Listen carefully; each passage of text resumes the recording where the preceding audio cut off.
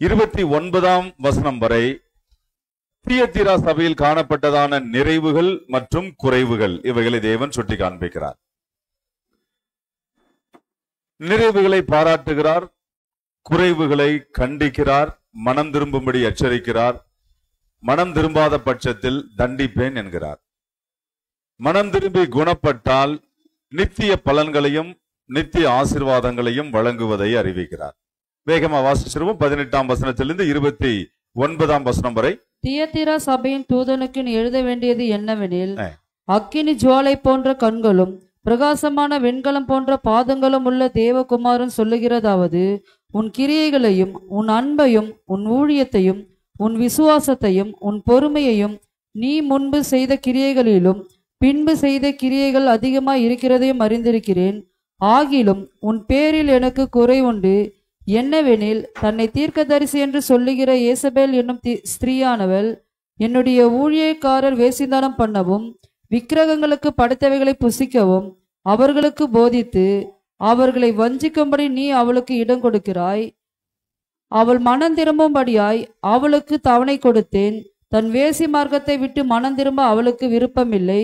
இதோ, நான் அவளை கட்டில் கிடையாக்கி அவளுடைய விபச்சாரம் செய்தவர்கள் தங்களுடைய கிரியைகளை விட்டு மனம் திரும்பாவிட்டால் அவர்களையும் மிகுந்த உபத்திரவத்திலே தள்ளி அவளுடைய பிள்ளைகளையும் கொல்லவே கொல்லுவேன்.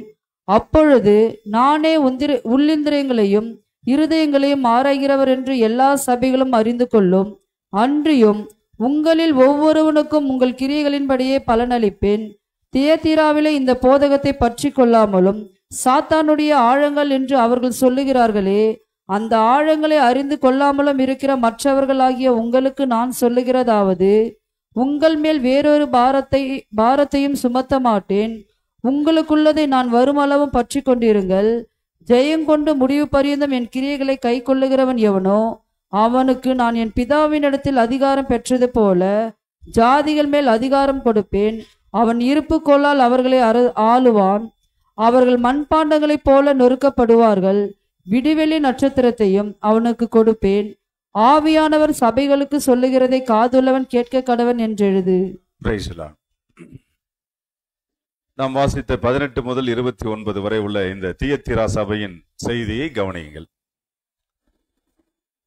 தியத்தீரா சபையின் தூதனுக்கு எழுத வேண்டும் என்று அறிவித்து ஆவியானவர் சபைகளுக்கு சொல்லுகிறதை காதுள்ளவன் கேட்க கடவன் என்று நிறைவு செய்கிறார். அப்படி என்ன அறிவிக்கப்பட்டிருக்கிறது கவனிச்சோமானால், அக்கினி ஜுவாலை போன்ற கண்களும் பிரகாசமான வெண்கலம் போன்ற பாதங்களும் உள்ள தேவகுமாரன் சொல்லுகிறதாவது. முதல் அதிகாரத்திலே யோவானுக்கு தரிசனம் ஆகிற போது இந்த தரிசனத்தை அவன் கண்டான். அக்கினி ஜுவாலை போன்ற கண்கள், வெண்கல பாதம் போன்ற பாதங்களை உடைய குமாரனை முதல் அதிகாரத்திலே யோவான் தரிசனத்தில் கண்டான். அந்த தரிசனம் தான் இங்கேயும் 2ஆம் அதிகாரம் 18ஆம் வசனத்திலேயும் சொல்லப்பட்டிருக்கிறது. அப்படிப்பட்ட அந்த தேவகுமாரன் சொல்லுகிறதாவது என்ன? உன் கிரியைகளையும் உன் அன்பையும் உன் ஊழியத்தையும் உன் விசுவாசத்தையும் உன் பொறுமையையும் நீ முன்பு செய்த கிரியைகளிலும் பின்பு செய்த கிரியைகள் அதிகமாய் இருக்கிறதையும் அறிந்திருக்கிறேன். அப்படி என்றால் அக்கினி ஜுவாலை போன்ற கண்களை உடைய தேவகுமாரன், வெண்கல பாதம் போன்ற பாதங்களை உடைய தேவகுமாரன் என்ன சொல்லுகிறார் பாருங்க தியத்தீரா சபைக்கு. தியத்தீரா நம்ம போன அந்த மேப்ல பார்த்தோம் பாத்தீங்களா, 7 சபைகள், 7 சிட்டி டர்க்கியோடைய வெஸ்டர்ன் பார்ட்ல. அதுல இந்த 4வது சபை தியத்தீரா. இந்த சபை கிரியைகள், அன்பு, ஊழியம், விசுவாசம், பொறுமை இவைகள் எல்லாம் சிறந்து விளங்கினதாக சொல்லப்பட்டிருக்கிறது. அப்படின்னா தேவன் இதெல்லாம் பாராட்டுகிறார். நீ முன்பு செய்த கிரியைகளிலும் பின்பு செய்த கிரியைகள் அதிகமாயிருக்கிறதையும் அறிந்திருக்கிறேன். அறிந்திருக்கிறேன் என்றால் கவனிச்சு கொண்டிருக்கிறேன் என்று பொருள். 2000 வருடங்களுக்கு முன்பு இருந்த சபை இல்லையா, எல்லாம் இப்ப வெறும் அங்க அந்த மிச்சம் மீதி கல்லு தான் இருக்கு. சில சபையை பார்த்தீங்கன்னா பெருகமுல 4 தூண் தான் நிக்குது. வேறு சில சபையில பாத்தீங்கன்னா அந்த என்ட்ரன்ஸ் மட்டும்தான் தெரியுது. எல்லாம் போச்சு. 2000 ஆண்டுகளாச்சே. எனிவே, இதுல இன்னொரு ஆச்சரியம் பாருங்க. டர்க்கியில தான் இந்த 7 சபைகளும் இருந்தது. இப்ப டர்க்கி என்ன கண்ட்ரி? எப்படி அது? டர்க்கி வந்து முழுவதும் முஸ்லீம் கண்ட்ரி இப்போ. ஆனா அப்போஸ்தலனாகிய பவுல் காலத்துல அங்குதான் சபையே இருந்தது. இப்ப எல்லாம் சபையெல்லாம் எப்படி இருக்கு பாருங்க.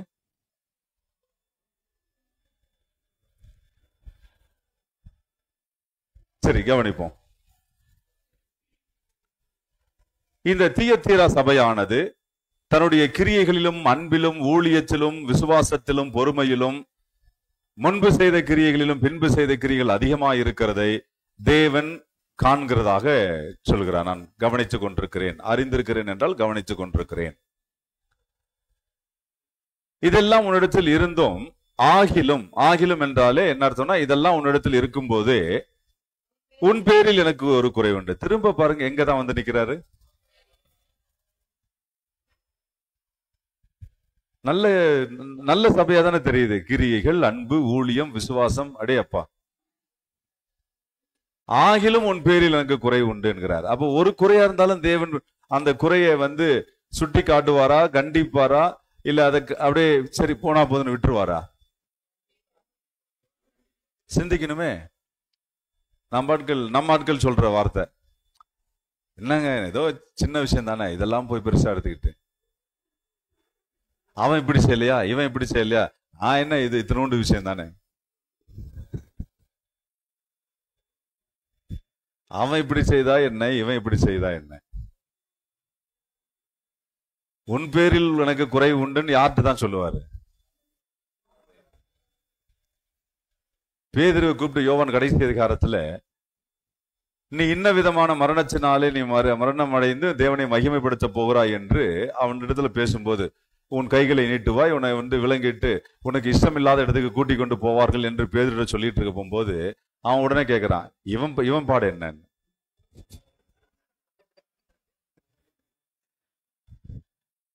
உன்னை கட்டி கொண்டு போறாங்கப்பா அப்படின்னு சொன்னா, அப்ப இவன் எப்படி சாவான்? அதை சொல்லு எனக்கு. யாரு? யோவான.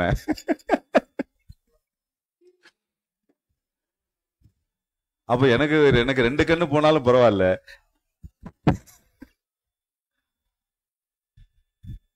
பாருங்க அப்போஸ்தலர்களுக்கு என்ன இருந்திருக்குன்னு அங்கதான் கண்டிக்கிறார்.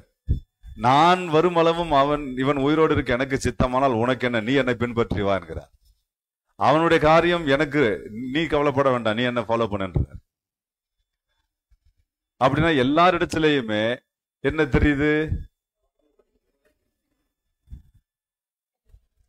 அவன் இப்படி செய்யலையா, இவன் இப்படி செய்யலையா, நான் என்ன சின்ன விஷயம் தானே. சின்ன விஷயமா இருந்தாலும் தேவன் காம்ப்ரமைஸ் பண்றாரா பாருங்க.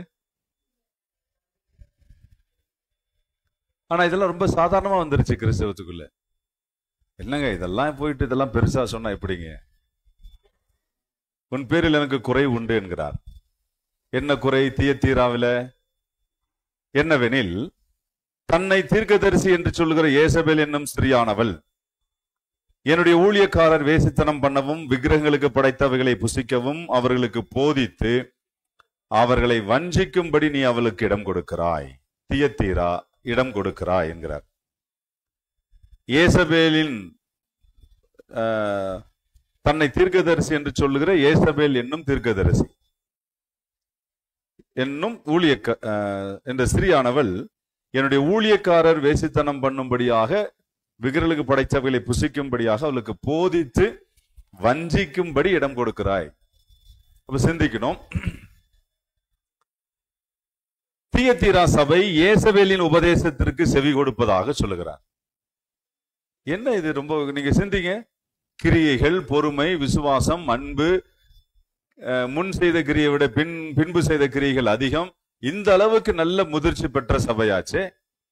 அப்படிப்பட்ட சபையிலேயும் ஏசபேலின் உபதேசத்துக்கு செவி கொடுக்கிறவர்கள் உண்டு என்பதை தேவன் அறிவிக்கிறார். இப்பதான் சற்று முன்பு பெர்கமு படிச்சோம். பெர்கமும் அப்படிதான் நல்ல விசுவாசத்துல நல்ல வளர்ந்த சபை. அங்கேயும் பீலேயாமின் உபதேசத்துக்கு செவி கொடுக்கிற, நிக்கோலாய் மத போதனைகளுக்கு செவி கொடுக்கிறதான கூட்டம் உள்ளேயே இருக்கு. அப்படின்னா ஒரு சபைக்குள் நல்ல ஆவிக்குரிய முதிர்ச்சி பெற்றவர்களும் இருக்கிறான், இந்த வஞ்சக உபதேசங்களை கொண்டு வரக்கூடியவர்களும் இருக்கிறார்கள். சபையே கவனிக்க வேண்டியது அவசியம், விழித்து கொள்ள வேண்டியது அவசியம்.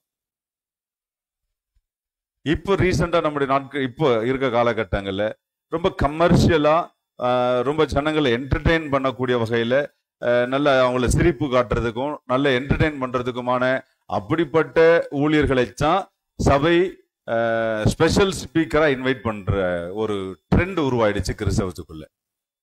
இருக்கா? நல்லா பாட்டு பாடி கலர்ஃபுல் லைட்டை போட்டு குத்தாட்டம்லாம் போட்டு டான்ஸ் ஆடி ஜனங்களை என்டர்டெயின் பண்ணணும், இல்லைன்னா நல்ல ஜனங்களை சிரிக்க வச்சு கலகலப்பா வைத்துக் கொள்ளணும். அப்படி இருக்கிற ஆட்களை ஸ்பெஷல் ஸ்பீக்கரா சபை இன்வைட் பண்ணுது. எதுக்கு? இதே சபைகள் தான் ஒரு ஜெனரேஷனுக்கு முன்பு தேவ பக்திக்கு இடம் கொடுத்திருந்தது, பரிசுத்தம், கீழ்ப்படிதல், அன்பு, இதுக்கு முந்தின தலைமுறை அவ்வளவு முக்கியத்துவம் கொடுத்திருந்தது. இதுக்கு முந்தைய தலைமுறை அவ்வளவு வேர்வை சிந்தி கண்ணீர் விட்டு அர்ப்பணமாக 1-2 ஆத்துமாக்களாக 1-2 ஆத்துமாக்களை சேகரித்து சபையை உருவாக்கி நிறுவி வைத்திருந்த போது அடுத்த ஜெனரேஷன் எழும்பினது. முந்தின ஜெனரேஷன் போய் அடுத்த ஜெனரேஷன் எழும்பினது. இவனுக்கு அந்த கஷ்டம்னா என்னன்னு தெரியாது, சபையை வழிநடத்துவதற்கு தேவ பக்தி பரிசுத்தம்லாம் என்னன்னு தெரியாது, அதற்கு அர்ப்பணம் வேணும் என்பது தெரியாது. இவனுக்கு எல்லாமே செட்டப் ரெடிமேட் செட்டப்பா கையில கிடைச்சிட்டதுனால அப்படியே என்டர்டைன்மெண்ட்டுக்கு கொண்டு போகிறான். ஆகையினாலதான் நல்ல தேவபக்தியாய் விசுவாசத்திலும் அன்பிலும் கிரிகைகளிலும் பிரயாசங்களிலும் ஊழியத்திலும் வளர்ந்த சபைகளில் மத்தியிலேயும் ஒரு ஜெனரேஷன் கேப் மாறும் பொழுது அப்படியே டோட்டலா உபதேசம் டாக்டரினல் மாறுது. அதனுடைய சபையினுடைய இந்த நடவடிக்கைகள் எல்லாம் மாற்றப்படுகிறது. மெல்ல மெல்ல ஏசபேலின் உபதேசங்கள் உள்ள கொண்டு வரப்படுகிறது. பீலேயாமுடைய போதனைகள், நிக்கோலாய் மத போதனைகள் எல்லாம் சபைகள் கொண்டு வரப்படுகிறது. தேவன் பார்த்துட்டு சும்மா இருப்பார் நினைக்கிறீங்களா? இதை தேவன் பார்த்து கொண்டு சும்மா இருப்பாரு நினைக்கிறீங்களா? நான் கவனிச்சு கொண்டிருக்கிறேன்கிறாரே.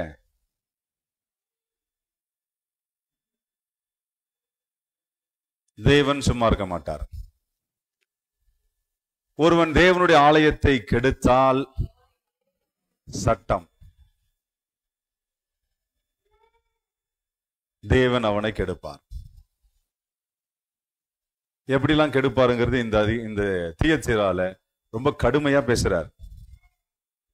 ரொம்ப கவனிக்கலாம்.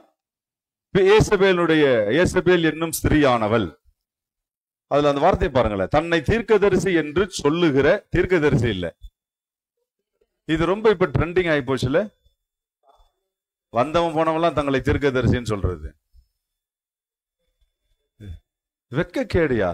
கர்த்தர் எனக்கு ஒரு லெட்டர் காண்பிக்கிறார். இங்க ஏன்னு பேர் இருக்கிறவங்க யாரா இருக்கீங்களா? எஸ் சார், நான் இருக்கிறேன். ஏன்னு லெட்டரை காமிச்சவரு அவன் பேரை காமிக்க மாட்டாரோ?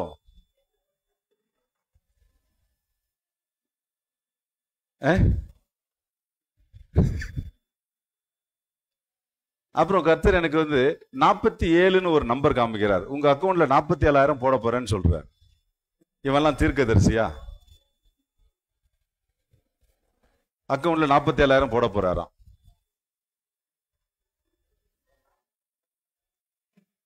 அதுல என்ன கஞ்சத்தனம்? ஒரு 47 கோடியா போட்டு விட வேண்டியதானே? 47 கோடியா போட்டு விட்டா அவன் என்ஜாய் பண்ணுவான்ல.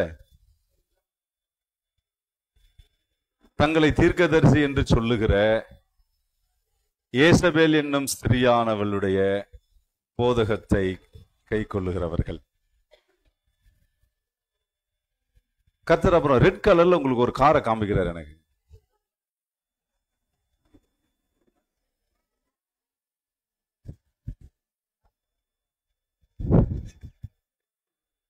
இதெல்லாம் தீர்க்க தரிசனமா? தீர்க்க தரிசனம் என்றால் என்னன்னு எம்டிஎஸ்ல படிச்சீங்க, ஞாபகத்துல இருக்கா? இயேசுவை பற்றிய சாட்சிதான் தீர்க்க தரிசன ஆவி. பழைய ஏற்பாடு முழுவதும் இயேசுவை பற்றிய செய்தி எல்லாம் முன்னறிவிப்பாக அறிவிக்கப்படும். முன் அறிவிப்பு, நடக்க போகிறதை முன்கூட்டி அறிவிப்பது. இயேசுவை பற்றிய செய்தி முன் அறிவிப்பாக இருக்கும் பழைய ஏற்பாடு தீர்க்கதரிசிகள் மத்தியில. புதிய ஏற்பாடு தீர்க்கதரிசிகள் மத்தியில இவைகள் எல்லாம், இயேசுவை பற்றிய செய்தி எல்லாம் சாட்சியாக இருக்கும். இப்படி பழைய ஏற்பாட்டிலிருந்து புதிய ஏற்பாடு வரைக்கும் சாமுவேல் முதற்கொண்டு எத்தனை பேர் தீர்க்கதரிசிகள் எழும்பினார்களோ அத்தனை பேரும் இயேசுவை பற்றி அறிவித்தார்கள்.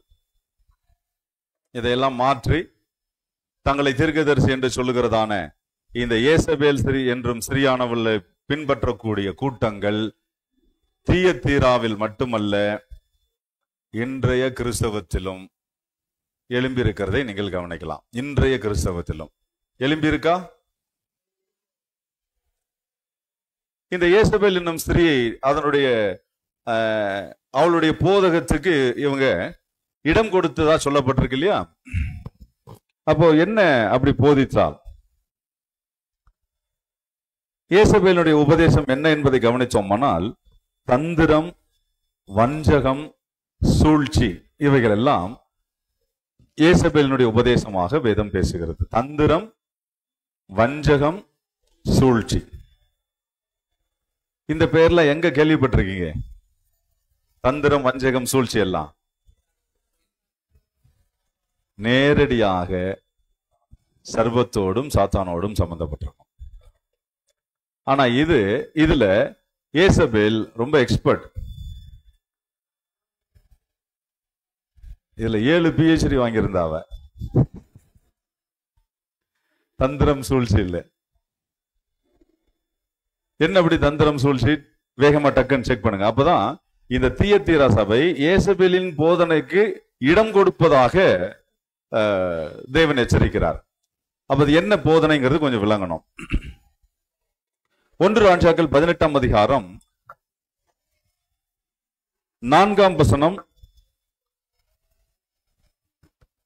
ஏசபேல் கர்த்தரின் தீர்க்கதரிசிகளை சங்கரிக்கிற போது ஒபதியா 100 தீர்க்கதரிசிகளை சேர்த்து அவர்களை கெபிக்கு 50 பேராக ஒளித்து வைத்து அவர்களுக்கு அப்பமும் தண்ணீரும் கொடுத்து அவர்களை பராமரித்து வந்தான்.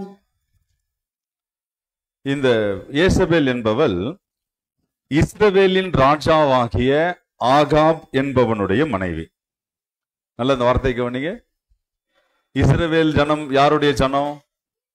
தேவ ஜனம். தேவனால் அழைக்கப்பட்ட, வாக்குத்தத்தம் பண்ணப்பட்ட, தெரிந்து கொள்ளப்பட்ட சந்ததி. அப்ப அந்த ஜனத்திற்கு ராஜாவாக இருக்கிறவனுக்கு மனைவி யாருன்னு பாருங்க.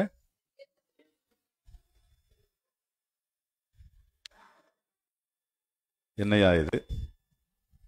தேவ ஜனங்களுக்கு ராஜாவா இருக்கிறவனுக்கு மனைவி சரி. இந்த ஏசபேல் யார் அப்படின்னா, பாகாலை தெய்வமாக வணங்குகிறதான கூட்டச்சார், அதை சேர்ந்த பெண் இவள். இந்த 18ஆம் அதிகாரம் 4ஆம் வசனத்திலே ஏசபேல் கர்த்தரின் தீர்க்கதரிசிகளை சங்கரிக்கிற போது ஒபதியா 100 தீர்க்கதரிசிகளை சேர்த்து அவர்களை கெபிக்கு 50 பேராக ஒளிச்சு வைக்கிறான். அங்க என்ன சொல்லப்பட்டிருக்கு? ஏசபேல் என்ன பண்ணுகிறதா சொல்லியிருக்கு பாருங்க. இல்ல, ஏசபேல் கர்த்தரின் தீர்க்கதரிசிகளை சங்கரிக்கிறாள். அங்க ஒபதியா என்கிறவன் தான் ஒரு 100 தீர்க்கதரிசி இந்த ஏசபேலுக்கு மறைவாக மறைத்து வைத்து அப்பம் தண்ணீர் எல்லாம் பராமரித்து வந்தான்.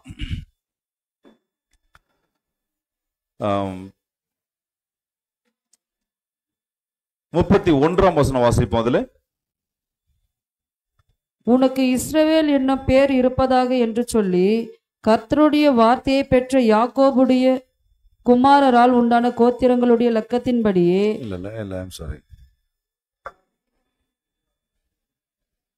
ஒரு நிமிஷம். 1 ராஜாக்கள் 16ஆம் அதிகாரத்தை எடுத்துங்க. 16, 30, 31 முதல் வாசிப்போம். உம்ரியின் குமாரனாகிய ஆகாப் தனக்கு முன்னிருந்த எல்லாரை பார்க்கிலும் கர்த்தரின் பார்வைக்கு பொல்லாப்பானதை செய்தான். நேபாத்தின் குமாரனாகிய யெரொபெயாம் பாவங்களில் நடப்பது அவனுக்கு கொஞ்சம் காரியம் என்று நினைத்தார் போல் அவன் சீதோரியரின் ராஜாவாகிய ஏத்பாகாலின் குமாரத்தி ஏசபேலை விவாகம் பண்ணினதும் அல்லாமல் அவன் போய் பாகாலையும் சேவித்து அதை பணிந்து கொண்டு. நல்லா கூர்ந்து கவனிங்க. புதிய ஏற்பாட்டு சபையாகிய இந்த தியத்தீரா சபை ஏசபேலின் போதனைகளுக்கு இடம் கொடுப்பதாக சொல்லப்பட்டிருக்கிறது. ஆகவே இப்ப ஏசபேலை குறித்து இங்க நாம ராஜாக்கள் புஸ்தகத்துல தியானிச்சு கொண்டிருக்கிறோம். இந்த ஏசபேல் என்கிறவள் உம்ரியின் குமாரனாகிய ஆகாப் என்கிறவனுடைய மனைவி. நேபாத் யெரொபெயாமின் பாவங்களில் நடப்பது அவனுக்கு கொஞ்ச காரியம் என்று நினைத்தார் போல். அப்படின்னா சாலமோனுக்கு பிறகு வந்த ராஜாவாகிய யெரொபெயாம் என்கிறவன் தேவனுக்கு விரோதமாக செயல்பட்டவன். அவனே பரவாயில்ல என்று சொல்லுகிற அளவுக்கு இவனுடைய செயல் அதிகமா இருந்துதான். யாருடைய செயல்? ஆகாப். யெரொபெயாம் என்கிறவன் செய்ததை விட அவன் எப்படி கர்த்தருக்கு விரோதமாக செயல்பட்டானோ அதை விட அதிகமா இவன் செய்ததாக சொல்லப்பட்டிருக்கு. எந்த விதத்தில் அப்படின்னா, சீதோனியரின் ராஜாவாகிய ஏத்பாகாலின் குமாரத்தி ஏசபேலை விவாகம் பண்ணினதாக சொல்லப்பட்டிருக்கு. ஏத்பாகாலின் குமாரத்தி. பாகால்னா கேள்விப்பட்டிருக்கீங்கல்ல? அந்த பாகாலை வணங்கக்கூடிய கூட்டத்தார் சீதோனியர். அங்கிருந்து இந்த ஏசபேலை இவன் விவாகம் பண்ணுகிறான். அது மட்டும் இல்லாம அவன் போய் பாகாலையும் சேவித்து அதை பணிந்து கொண்டதாக சொல்லப்பட்டிருக்கு. நல்லா அந்த வார்த்தையை பாருங்க. பாகாலை வணங்கக்கூடிய கூட்டத்திலிருந்து பெண் எடுக்கிறான். பிறகு இவன் போய் அந்த பாகாலையும் வணங்குகிறான். இப்ப இந்த ஏசபேல் என்ன செய்தால் என்பதை கொஞ்சம் நிதானிக்கணும். ஏன்னா இதைத்தான் நம்ம வெளிப்படுத்த விசேஷம் தியத்தீரா சபையில இந்த ஏசபேலின் போதகத்துக்கு தியத்தீரா இடம் கொடுத்ததாக சொல்லப்பட்டிருக்கிறது. ஆகவே இதை கொஞ்சம் பகுத்து பிரிக்கணும். அப்படி பிரிக்கிற பொழுது 18ஆம் அதிகாரம் 4ஆம் வசனத்துல வாசித்தோம். இந்த ஏசபேல் என்கிறவள் கர்த்தருடைய தீர்க்கதரிசிகளை சங்கரித்ததாக சொல்லப்பட்டிருக்கிறது. பிறகு 19ஆம் வசனம் 1 ராஜாக்கள் 18:19 படிப்போம். இப்போதும் கர்மேல் பர்வதத்திலே இஸ்ரவேல் அனைத்தையும் பாகாலின் தீர்க்கதரிசிகள் 450 பேரையும் ஏசபேலின் பந்தியிலே சாப்பிடுகிற தோப்பு விக்கிரகத்தின் தீர்க்கதரிசிகள் 400 பேரையும் என்னிடத்தில் கூட்டிக் கொண்டு வர ஆட்களை அனுப்பும் என்றான். 4ஆம் வசனத்தில் கர்த்தருடைய தீர்க்கதரிசிகளை சங்கரித்ததா இருக்கு, மைண்ட்ல வச்சுக்கீங்க. இப்ப வாசித்த 19ஆம் வசனம், கர்மேல் பர்வதத்திலே இஸ்ரவேல் அனைத்தையும் பாகாலின் தீர்க்கதரிசிகள் 450 பேரையும் ஏசபேலின் பந்தியிலே சாப்பிடுகிற தோப்பு விக்கிரகத்தின் தீர்க்கதரிசிகள் 400 பேரையும் என்னிடத்தில் கூட்டி வர ஆட்களை அனுப்பும் என்றான். இங்க சொல்றது யார் அப்படின்னா எலியா. எலியா என்ன சொல்றான்னா, இந்த பாகாலுடைய தீர்க்கதரிசிகள் ஆகிய 400 தீர்க்கதரிசிகள் ஏசபேலுடைய பந்தியிலே சாப்பிடுகிற தோப்பு விக்கிரகத்தின் தீர்க்கதரிசிகள் 450 பேரையும் என்னிடத்தை கூட்டிட்டு வாங்கன்றான். அப்படின்னா ஏசபேல் என்ன பண்ணிக்கிட்டு இருக்கிறதா அர்த்தம்? என்ன பண்ணிட்டு இருக்கா? பாகால் தீர்க்கதரிசிகள் 450 பேரை வீட்டுல தங்க வச்சு அவங்களுக்கு சாப்பாடு போட்டு வளர்த்துட்டு இருக்கா. அந்த ஏசபேலின் பந்தியிலே சாப்பிடுகிற 450 பாகால் தீர்க்கதரிசிகள் இருக்குல்ல, அதுக்கு அர்த்தம் என்னன்னு புரியுதா? அவங்களுக்கு சாப்பாடு போட்டு தீர்க்கதரிசிகளை வளர்த்துட்டு இருக்கிறான்.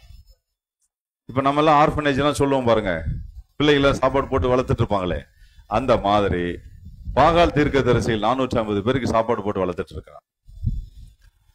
பாகால் தீர்க்கதரிசியை வளர்க்கிறா, கர்த்தருடைய தீர்க்கதரிசிகளை சங்கரிக்கிறா. அப்ப இந்த ஏசபேல் எப்படிப்பட்ட ஸ்திரீன்னு புரியுதா பாருங்க. இந்த ஏசபேலின் உபதேசத்துக்கு தியத்தீரா இடம் கொடுக்கிறதாக சொல்லப்பட்டிருக்கு. ஆகவே ஏசபேலை பற்றி நிதானிச்சுட்டு இருக்கோம். அது மட்டுமல்ல, இந்த ஆகாப் இருக்கான் பாருங்க, அவனுக்கு திடீர்னு கீரை வளர்க்கணும்னு ஆசை வந்துருச்சான். ரொம்ப முக்கியம், ராஜாவுக்கு இப்ப ரொம்ப முக்கியம் இல்ல.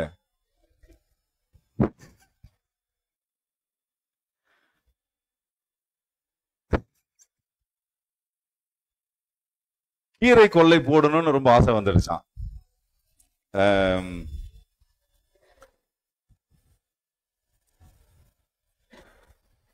இருக்கு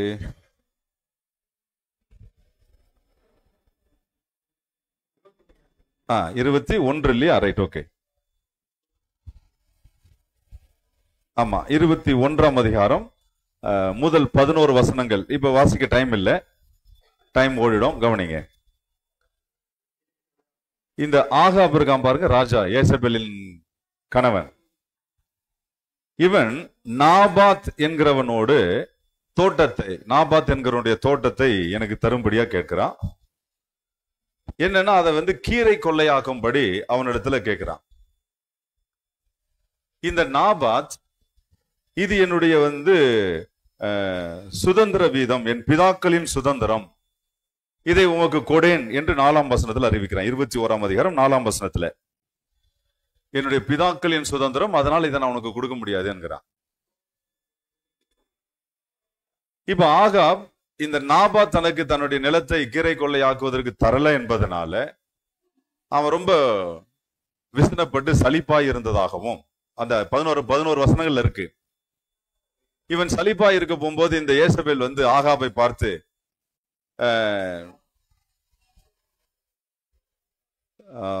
7ஆம் வசனம் பாருங்க. அப்பொழுது அவன் மனைவி ஆகிய ஏசபேல் அவனை நோக்கி, இல்ல 6 படிங்க, 6, 7 படிங்க. அவன் அவளை பார்த்து, நான் இஸ்ரவேலாகிய நாபாத்தோடே பேசி உன் திராட்சை தோட்டத்தை எனக்கு விலைக்கிரயமாய் கொடு, அல்லது உனக்கு ராசியானால் அதற்கு பதிலாக வேறு திராட்சை தோட்டத்தை உனக்கு தருவேன் என்றேன். அதற்கு அவன், என் திராட்சை தோட்டத்தை உமக்கு கொடுக்க மாட்டேன் என்று சொன்னான் என்றான். அப்பொழுது அவள் மனைவியாகிய ஏசபேல் அவனை நோக்கி, நீர் இப்போது இஸ்ரவேலின் மேல் ராஜ்யபாரம் பண்ணுகிறவர் அல்லவா? நீர் எழுந்து போஜனம் பண்ணி மனமகிழ்ச்சியாயிரும். இஸ்ரவேல் ஆகிய நாபாத்தின் திராட்சை தோட்டத்தை நான் உமக்கு கொடுப்பேன் என்று சொன்னாள். அந்த சம்பவங்களை கொஞ்சம் கவனிங்க. ஏசபேலினுடைய தன்மை என்னன்னு பாருங்க. ஆகாப் இந்த திராட்சை தோட்டத்தை எனக்கு கொடுன்னு கேட்கிறான் நாபாத்திரிடம். அவன் என்னுடைய இது பிதாக்களின் சுதந்திரம், அதனால கொடுக்க முடியாது என்கிறான். இப்ப ஆகாப் ரொம்ப மனம் சலிப்பாக இருக்கிற போது ஏசபேல் அவனை பார்த்து கேட்கிறா, இதுக்கு போய் மனம் சலிப்பா இருக்கிறே, நீ ராஜா இல்லையான்னு கேட்கிறான். நீ தானே ராஜா இஸ்ரவேலுக்கு, அதனால நீ சந்தோஷமா இரு, நான் இந்த நிலத்தை நான் உனக்கு தரேன்றான். நாபாத்துடைய நிலத்தை நான் உனக்கு தருகிறேன் என்கிறான். கரெக்டா ஆகாப் ராஜா வச்சே, ராஜா பெயர்ல லெட்டரை எழுதி இவனெல்லாம் உபவாசத்துக்கு வர சொல்லி, உபவாச கூட்டம் சொல்லி கூப்பிட்டு நிக்க வச்சு அவங்களுக்கு முன்பாக பொய் சாட்சியை இந்த நாபாத் மேல உண்டு பண்ணி அவனை கல்லெறிந்து கொள்ளுங்கன்னு ஆர்டர் பண்றான். ஆகாப் பேர்ல லெட்டர் எழுதி. எவ்வளவு நல்ல நல்ல கேரக்டர்ல ஆளை போட்டு தட்டுறதுக்கு எங்க வர சொல்றா பாருங்க.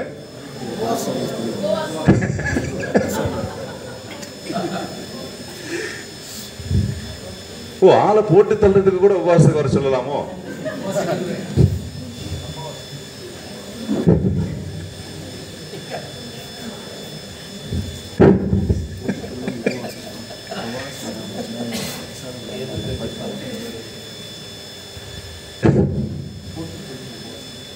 உபவாச ஜெபம் நல்லது, ஆனா எல்லா உபவாச ஜெபமும் நல்லதல்ல.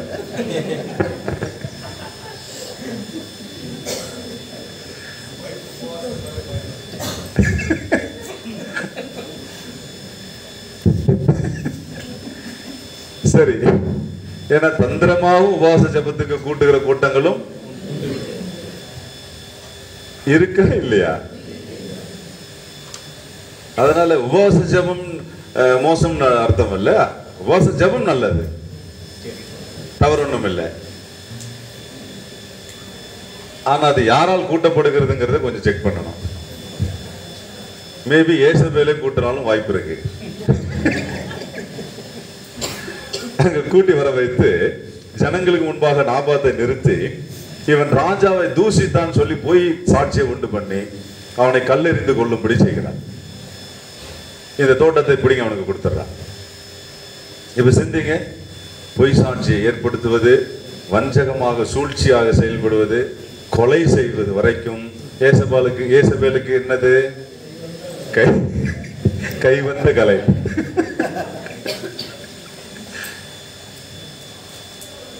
போதா குறைக்கு கர்த்தருடைய தீர்க்கதரிசிகள் எல்லாம் கொல்லுகிறது, பாகாலின் தீர்க்கதரிசிகள் சாப்பாடு போட்டு வளர்க்கிறது. இப்படி ஒரு ஸ்திரீ இருந்தா போதும்யா, ஊருக்கு ஒரு ஸ்திரீ.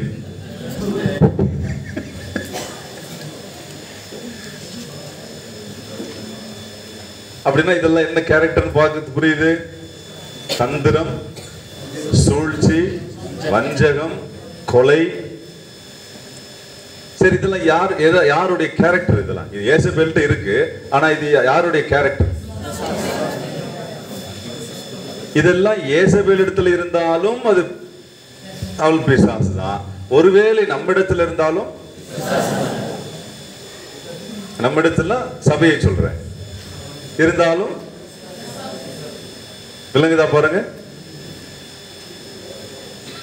ஏன் இப்ப தியத்தீராவை பார்த்து உன்னுடைய கிரியைகள், உன்னுடைய அன்பு, விசுவாசம், ஊழியம், முன் செய்த கிரியைகளுடைய பெண் செய்த கிரியைகள் எல்லாம் நல்லது, பாராட்டப்படத்தக்கது, ஆகிலும் உன் பேரில் எனக்கு ஒரு குறை உண்டு என்று சொல்லி தன்னை தீர்க்கதரிசி என்று சொல்லுகிற ஏசபேல் என்னும் சிறியானவள் என்னுடைய ஊழியக்காரர் வேசித்தனம் பண்ணவும் விக்கிரகங்களுக்கு படைக்கப்படலை புசிப்பதற்கு நீ போதித்து அவர்களுக்கு இடம் கொடுக்கிறாய்.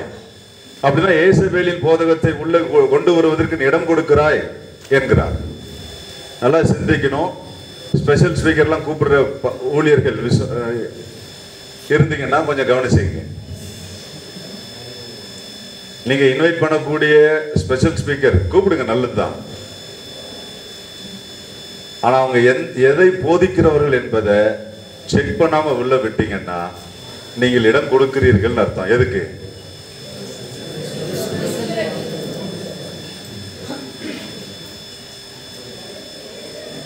நல்ல விளங்கணும். அப்படி இல்லையா, நீங்க தான் படிச்சிருக்கீங்களே சத்தியத்தை, நீங்களே போதிங்க, டீச் பண்ணுங்க.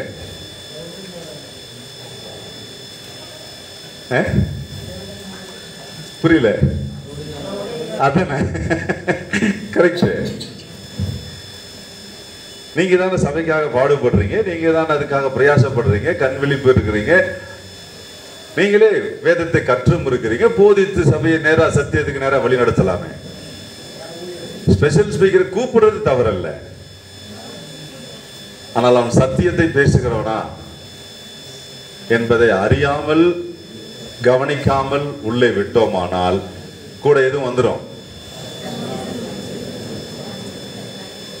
ஏசபேலின் போதகத்தை போதிப்பதற்கு இடம் கொடுப்பதாக மாறிடும். விளங்குதா? அதனால நீங்க ஸ்பெஷல் ஸ்பீக்கர் கூப்பிட வேண்டாம்னு சொல்லல, தாராளமா கூப்பிடுங்க.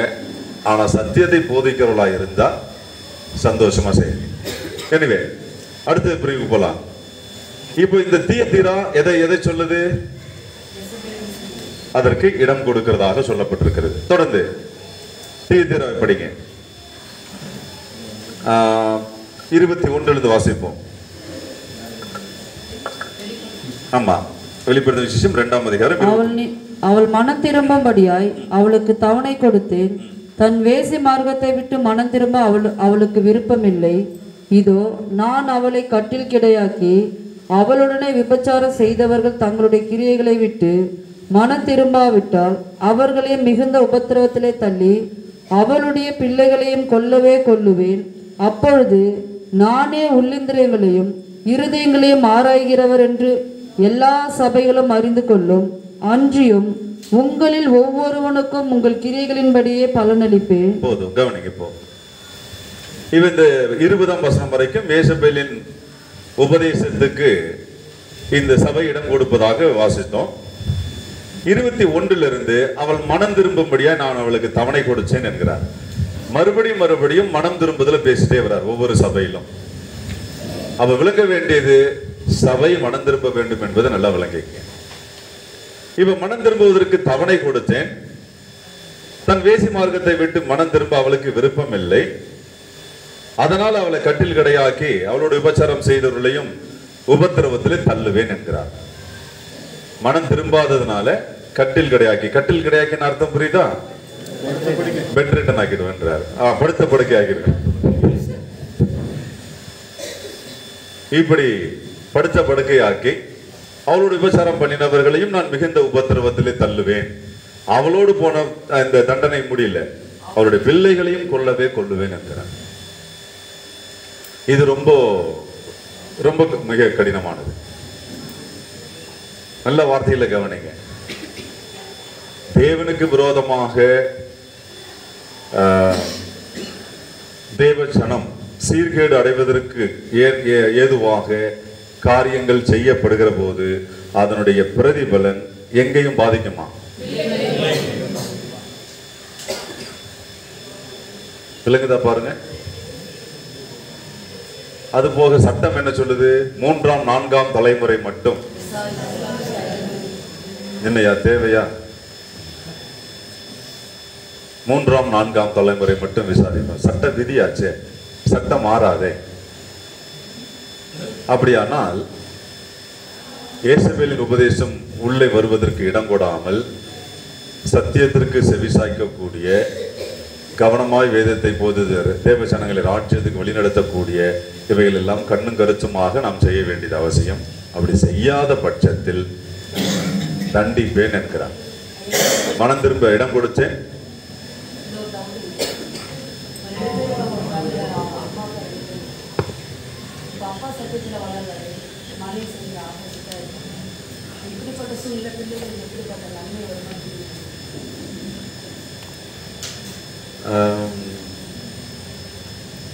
இங்கே கூர்ந்து கவனிச்சீங்கன்னா எல்லா ஆத்துமாக்களும் என்னுடையது என்று எசேக்கியேல் 18 குறிப்பிடுறார்.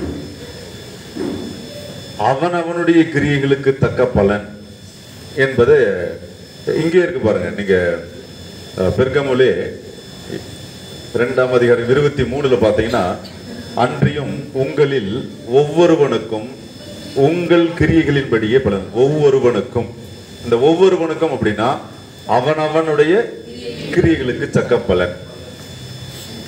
இங்கு புதிய ஏற்பாடு சட்டம் வந்த பிறகு ஒவ்வொருவனும் தான் தன் கிரியைகளுக்கு தான், நன்மை தீமை ரெண்டுக்கும் ஏற்ற பலன். இப்ப நீங்க கேட்ட கேள்விப்படி கணவன் சத்தியத்தில் இருக்காங்க, மனைவி சத்தியத்தில் இல்லை, அல்லது அப்படியே ஆப்போசிட்டா உல்டாவா, மனைவி சத்தியத்தில் இருக்காங்க, கணவன் சத்தியத்தில் இல்லை, இதனால பாதிப்பு பிள்ளைகளுக்கு வருமா என்று கேட்டா, இந்த மூவருமே, கணவன் மனைவி பிள்ளை மூவருமே தனித்தனியே மனம் திரும்பி இருக்க வேண்டியது அவசியம். மூவருமே தனித்தனியா தேவனுக்கு பிரியமாக தேவனுக்கு கிரியைகளை செய்ய வேண்டியது அவசியம். இப்போ அம்மா தேவ பக்தியா இருந்ததுனால பிள்ளைக்கு அது பலன் உண்டாகுமா என்றால் கிடையாது. அவனுடைய கிரியைகளுக்கு தான். இப்ப அம்மா என்ன பண்ணணும்? பிள்ளைக்கு மனம் திரும்புதல போதிச்சிருக்கணும். இப்ப அதே மாதிரி கணவனுக்கும் இப்படி இண்டிவிஜுவலா தான் இங்க அக்கௌண்ட் எடுக்கிறார். கவனிப்போம். இப்ப இந்த தியத்தீரா சபையில்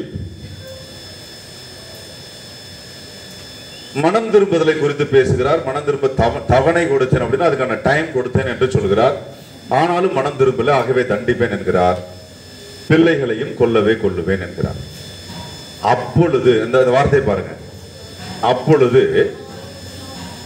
நானே உள்ளிந்திரியங்களையும் இருதயங்களையும் ஆராய்கிறவர் என்று எல்லா சபைகளும் அறிந்து கொள்ளும். எப்பொழுது அறிந்து கொள்ளுமா? நான் தண்டிப்பேன், அப்ப எல்லா சபைகளும் அறிந்து கொள்ளுங்கிறேன். இப்ப ரீசெண்ட் இயர்ஸ்ல பல இடங்களில் இதெல்லாம் நாங்க பார்த்திருக்கிறோம். பேரண்ட் நல்ல, அதாவது முந்தின ஜெனரேஷன், அவங்க அர்ப்பணமா தேவ பக்தியா ஊழியத்துக்காக தங்களை முழுமையா அர்ப்பணித்து ரொம்ப தியாகமா ஊழியங்கள் எல்லாம் செய்து வளர்த்திருப்பாங்க. அடுத்து வருகிற ஜெனரேஷன் அதை நாசமாக்கும். இப்ப பிள்ளைகளை என்ன பண்ணுவேங்கிறாரு? அப்ப கூர்ந்து கவனிக்கணும். தியத்தீரா சபைக்கு மட்டும் இது அப்ளை ஆகக்கூடியதல்ல, இன்றைய சபைகளுக்கும் அப்ளை ஆகக்கூடியது. ரொம்ப கவனிக்க வேண்டும். 24ஆம் வசனம். தியத்தீராவிலே இந்த போதகத்தை பற்றி கொள்ளாமலும் சாத்தானுடைய ஆழங்கள் என்று அவர்கள் சொல்லுகிறார்களே, அந்த ஆழங்களை அறிந்து கொள்ளாமலும் இருக்கிற மற்றவர்களாகிய உங்களுக்கு நான் சொல்லுகிறதாவது, உங்கள் மேல் வேறொரு பாரத்தையும் சுமத்த மாட்டேன். பிறகு வாசிக்கலாம். இப்ப இவ்வளவு நேரம் நீங்க படிச்சதெல்லாம் நினைவில் வைத்துக்கொண்டு 24ஆம் வசனம் வித்தியாசமா இருக்கு. தியத்தீராவிலே இந்த போதகத்தை பற்றி கொள்ளாமலும் இந்த வார்த்தையை பாருங்க. அப்படின்னா அதே தியத்தீரா சபையில் இந்த ஏசபேல் என்கிறதான இந்த இவளுடைய போதகத்தை பற்றி கொள்ளாமலும் இருக்கக்கூடிய கூட்டமும் இருக்கா பாருங்க. அப்படின்னா ஒரே சபைக்குள்ள ஏசபேலின் உபதேசத்துக்கு செவி கொடுக்கிற கூட்டமும் இருக்கும், அந்த உபதேசத்தை பற்றி கொள்ளாதிருக்கிற கூட்டமும் உள்ளே இருக்கும். அப்படி பற்றி கொள்ளாமலும் சாத்தானுடைய ஆழங்கள் என்று அவர்கள் சொல்லுகிறார்களே, அந்த ஆழங்களை அறிந்து கொள்ளாமலும் இருக்கிற மற்றவர்களாகிய உங்களுக்கு நான் சொல்லுகிறேங்கிறார். சாத்தானுடைய ஆழங்களை அறிந்து கொள்ளாமலும் இருக்கிற மற்றவர்களாகிய உங்களுக்கு. இங்க அறிந்து கொள்ளாமலும் இருக்கிறதுனா என்ன அர்த்தம் புரியுதா? அந்த சாத்தானுடைய ஆழங்கள் ஆகிய அந்த செயல்கள், அவனுடைய கிரியைகள்ல ஈடுபடாமலும் இருக்கிற உங்களுக்கு என்று எழுதுகிறார். இந்த வார்த்தைகள் அர்த்தத்தை நீங்க கவனம் பிரிச்சு விளக்கிங்க. இப்ப தியத்தீரா சபைக்குள்ள இயேசுவின் உபதேசத்தை இடம் கொடுக்கிற கூட்டமும் உண்டு, அதே நேரத்தில் இந்த போதகத்தை இயேசுவின் போதகத்தை பற்றி கொள்ளாத கூட்டமும் உண்டு. அவர்கள் சாத்தானுடைய ஆழங்கள் என்று சொல்லப்படுகிற அந்த ஆழங்களை அவர்கள் கை கொள்ளாமல், அறிந்து கொள்ளாமல் பின்பற்றுகிறது, கை கொள்ளாமலும் இருக்கிறார்கள் என்றும் அறிவிக்கிறார். அப்படிப்பட்ட உங்களுக்கு நான் சொல்லுகிறேன் என்று அறிவிக்கிறார். இங்க இந்த சாத்தானுடைய ஆழங்கள் என்கிற வார்த்தையை கொஞ்சம் நீங்க பிரித்து நிதானிக்க வேண்டியது அவசியம். அது என்ன சாத்தானுடைய ஆழங்கள்?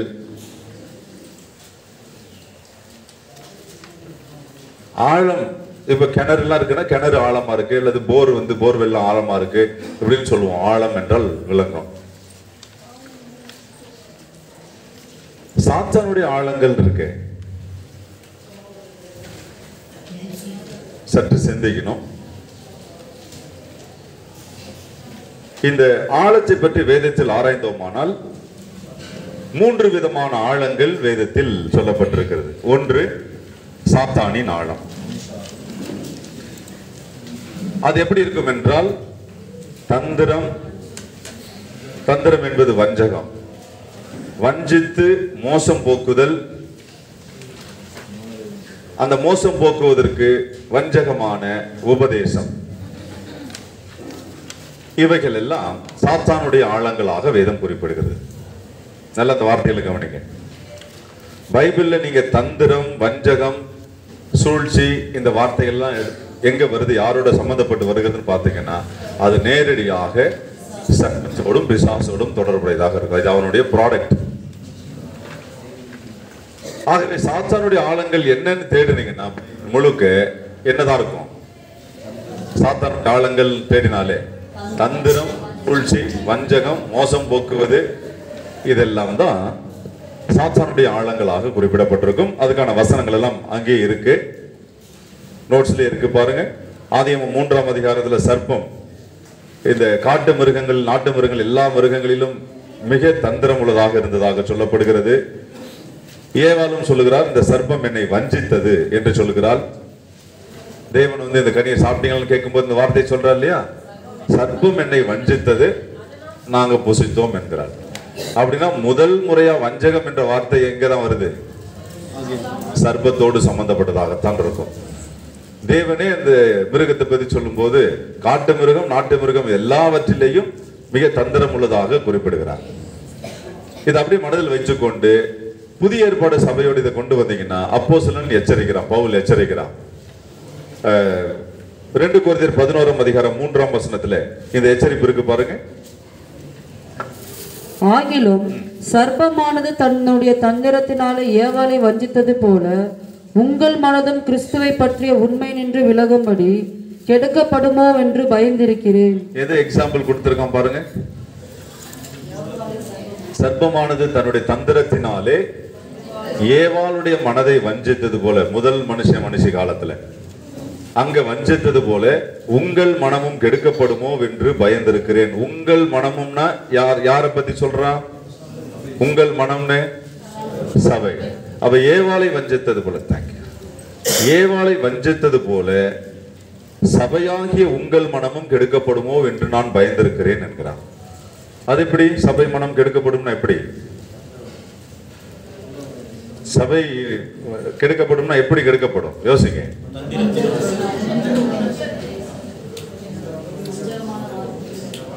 சபை கெடுக்கப்படுகிற ஒரே விதம் வஞ்சக உபதேசங்களினால் மட்டுமே.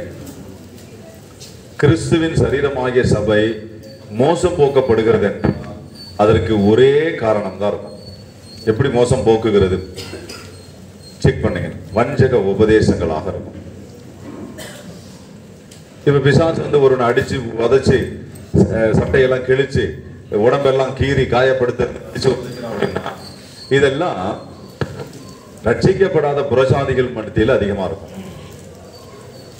தங்களை கிறிஸ்தவர்கள் என்று சொல்லுகிற ரட்சிக்கப்பட்டவர்கள் மத்தியில இந்த விதமாகலாம் அவன் செயல்படுத்துகிறது இல்லை. எந்த விதமா? அடிச்சு உதைச்சு சரீரத்தை கீழே தள்ளி சட்டையெல்லாம் கிழிச்சு உடம்பெல்லாம் காயப்படுத்துற இந்த விதமா இருக்காது. எந்த விதத்தில் தான் இருக்கும்? வஞ்சகமாகிய உபதேசத்தினாலே ரட்சிக்கப்பட்டவர்களை ரொம்ப எளிமையா மோசம் போக்கிடும். மிக எளிமையாக. இதே பேட்டர்னை தான் ஆதாம் ஏவாள் காலத்தில் இருந்து அவன் பின்பற்றிட்டு இருக்கான். ஆதாம் ஏவாளை மோசம் போக்குவதற்கும் வஞ்சக உபதேசத்தை தான் பயன்படுத்தினான். பழைய ஏற்பாடு முழுக்க தேவ மனிதர்களை வீழ்த்துவதற்கு உபதேசத்தை தான் பயன்படுத்தினான். இன்றைக்கும் புதிய ஏற்பாடு முழுவதிலும் ரட்சிக்கப்பட்டவர்களை தேவ பிள்ளைகளை மோசம் போக்குவதற்கு அது பிசாசு பயன்படுத்துகிற ஒரே அவனுடைய தந்திர ஆயுதம் வஞ்சக உபதேசம். இது நல்லா கவனிக்கணும். ஆனா புறஜாதி ஜனங்கள் மத்தியில அவங்களுக்கு உடம்புக்குள்ள பூந்து அவங்கள காயப்படுத்துறதுல இருந்து சரீர சலகலிக்கிறது எல்லாம் செய்வான். ரொம்ப கவனிக்கணும். அப்ப சாத்தானுடைய ஆழங்கள் என்று சொல்லப்படுகிற அந்த ஆழங்கள் என்னன்னு புரியுதா? தந்திரம், வஞ்சகம், சூழ்ச்சி. இதுதான் சாத்தானின் ஆழங்கள். இதே கேரக்டர் இயேசுபேல்ட்ட பார்த்தோமா? இதை சற்று முன்பு படிச்சோமே. இந்த தந்திரம், சூழ்ச்சி, வஞ்சகம்லாம் இயேசுபேல்ட்ட இருக்கிறத பார்த்தோமா? விளங்குதா பாருங்க. அப்ப சாத்தானுடைய ஆழங்கள்னா என்னன்னு விளங்கி இருக்கணும். விளங்கிட்ட பிறகு அப்படியே கொஞ்சம் பிராக்டிகலுக்கு வந்துருங்க. இதுக்கு விளங்கிட்டீங்கன்னா பிராக்டிகல் அப்ளிகேஷன் போகணும். தந்திரம், சூழ்ச்சி, வஞ்சகம் எங்கெல்லாம் காணப்படுகிறதோ அங்கெல்லாம் யார் வேலை செய்துட்டு இருக்கிறது அர்த்தம்? அவன் குடி கொண்டிருக்கிறான்னு அர்த்தம். விளங்குதா? போச்சு.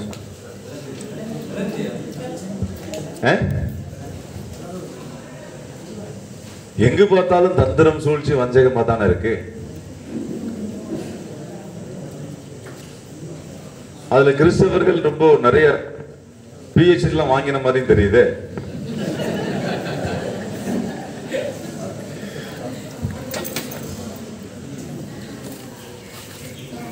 இந்த சாத்தானின் ஆழங்கள் என்று சொல்லப்படுகிற இவைகளை பற்றி கொள்ளாமல் இருக்கிறவர்களும் தியத்தீராவில் உண்டு. இன்றைய சபைகளிலும் உண்டு. இன்றைய சபைகளிலும் பார்த்தீங்கன்னா வஞ்சகம், சந்தர்ப்பங்களும் இடம் கொடாம நல்ல அந்த அன்பு, சமாதானம், இரக்கம், தயவெல்லாம் காண்பிக்கக்கூடிய நல்ல தேவ மனிதர்களும் விசுவாசிகளும் ஊழியர்களும் உண்டு. அப்படிப்பட்ட உங்களுக்கு நான் சொல்லுகிறதாவது என்கிறார் இந்த வார்த்தை. அப்ப சாத்தானுடைய ஆழங்களை பற்றி கொள்ளாமலும் இருக்கிற உங்களுக்கு நான் சொல்லுகிறதாவது. இதுல 3 ஆழங்கள் இருக்கு இல்லையா? ஒன்று சாத்தானின் ஆழம். ஆழம் வேதத்தில் தேடினா சாத்தானுக்கு மட்டும் ஆழம் இல்லை. அடுத்தது மனுஷனும் ஆழம் உடையவன் வேதம் சொல்லுது. மனுஷனுடைய ஆழத்தை பற்றி எல்லாம் பாட்டுக்காரர்களே பாடி வச்சுட்டு போயிட்டானுங்க. இந்த எங்க ஒரு பாட்டுக்காரங்களா இருக்கானுங்களே அவங்க எல்லாம் பாடி வச்சுட்டு போயிட்டாங்க.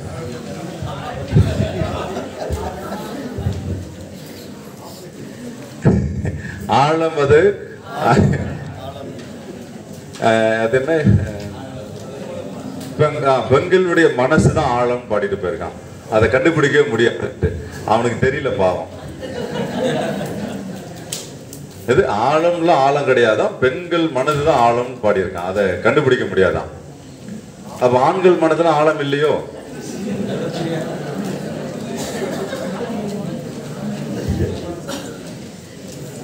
அவன் ஏதோ 2 அடி வாங்கியிருப்பான் போல இருக்கு. அதனால பெண் மனதும் ஆழம் பாடிட்டு போயிட்டான். ஆக்சுவலா ஆண் மனதும் ஆழம் தான். ஏன்னா மனம்னாலே ஆத்துமா, ஆத்துமானாலே ஆணுக்கும் பெண்ணுக்கும் ஒண்ணுதான். சரீரத்துலதான் ஆண் பெண் டிஃபரன்சியேஷன். மனம் என்கிற ஆத்துமா ரெண்டு பேருக்கும் ஒன்றுதான். அதனாலதான் ஆத்துமா பரலோகத்துக்கு வரும்போது எப்படி இருக்காதான்? ஆண் என்றும். அப்படின்னா மனம் என்று வந்துருச்சுன்னா ஆணுக்கும் பெண்ணுக்கும் ஒரே விதம் தான். என்ன சில நேரங்களில் பெண்கள் கொஞ்சம் முந்திரி கொட்டையா இருப்பாங்கன்னு சொல்லுவாங்க, நான் சொல்லல.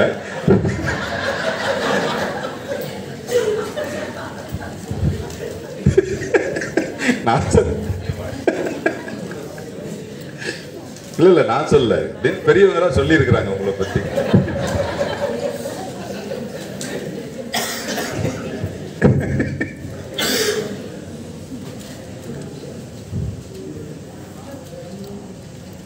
பெண்களை முந்திரி கொட்டைன்னா ஆண்கள்லாம் மக்கு மண்டைன்னு சொல்லி வச்சிருக்கிறாங்க. அதுவும்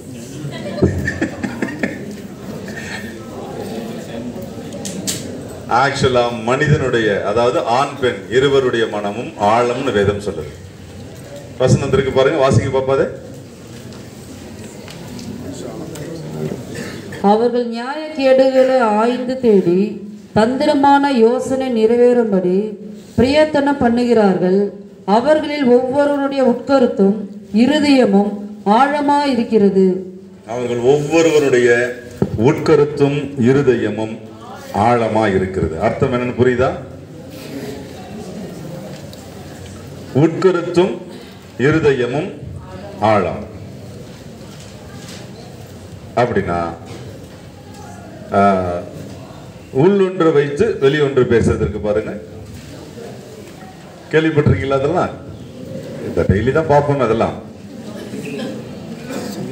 இந்த ஒவ்வொருவருடைய உட்கருத்தும் இருதயமும் மனிதனுடைய இருதயம் ஆழமானதான். அத நீதிமொழிகள் 20:5 எப்படி சொல்றாங்க? மனுஷனுடைய இருதயத்திலுள்ள யோசனை ஆழமான தண்ணீர் போல் இருக்கிறது. மனுஷனுடைய இருதயத்தின் யோசனை ஆழமான தண்ணீர் போன்றதான்.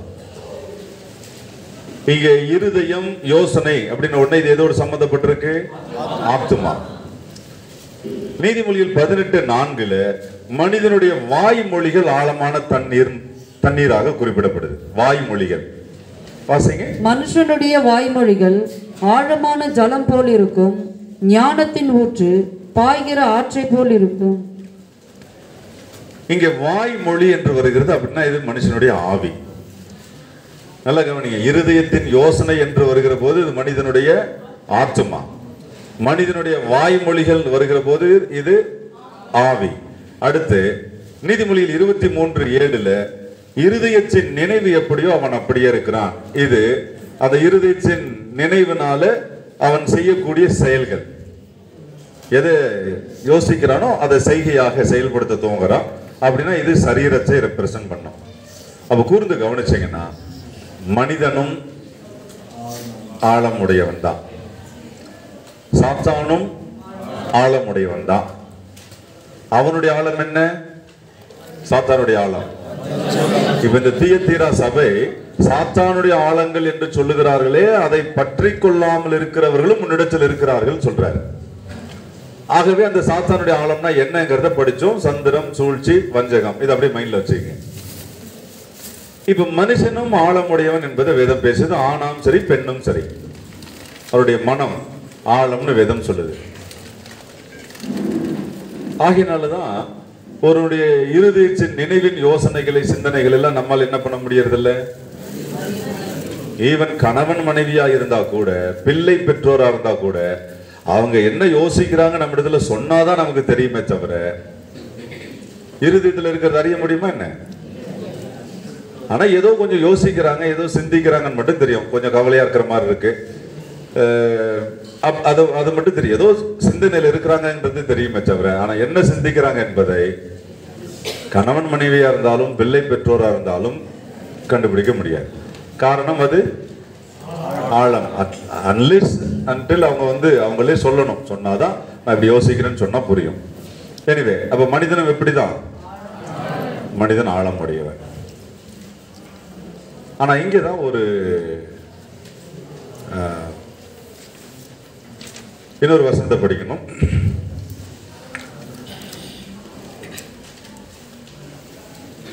ஆழத்தை ஆழம் கூப்பிடுகிறது என்று சங்கீதம் எந்த வசனம்? அதை கொஞ்சம் வாசிங்க.